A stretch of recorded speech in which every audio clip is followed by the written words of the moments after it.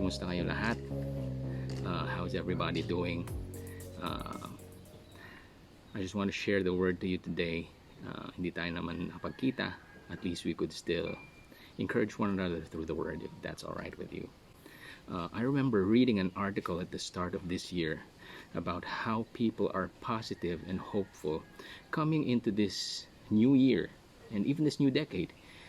Pero sino nga ba yung mag-aakala na that we would be in this position 3 months into 2020?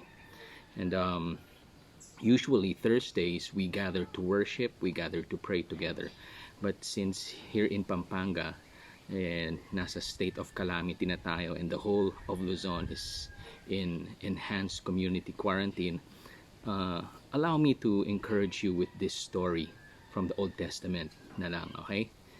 So Joshua, the former aide of Moses, who is now the incumbent leader of the Israelites, was tasked by God to lead the Israelites into the promised land. Now, to say that Joshua faced a daunting task was an understatement. And why was that? Because in front of him were walls that he had to take down. There were giants that he had to face. And there was a flood level Jordan River that he had to cross through. And not to mention the generation of Israelites who grew up wandering the wilderness at nakita nila yung mga naunang generation sa kanila na namatay na before they could even enter the promised land.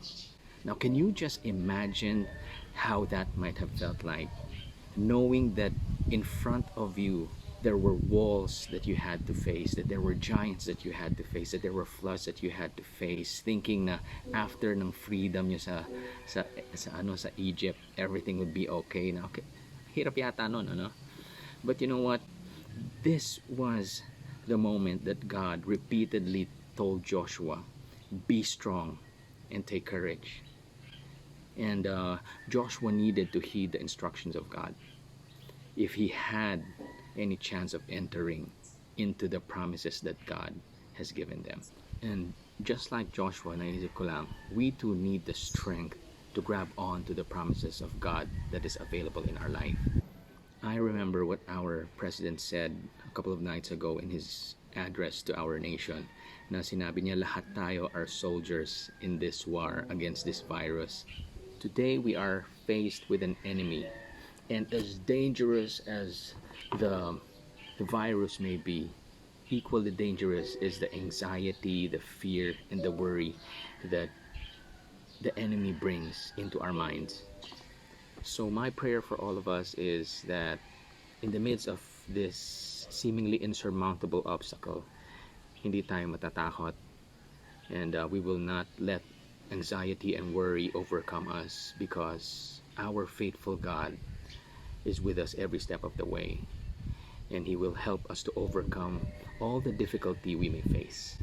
So God bless you all, keep safe, and always pray together.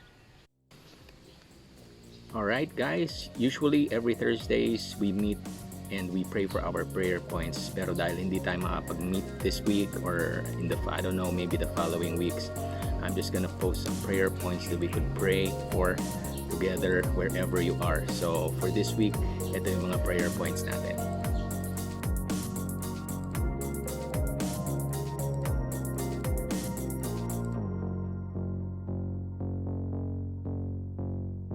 Alright, so just pray for those and hope all of you are safe. God bless you all. Hi guys. This is No. I've been captured.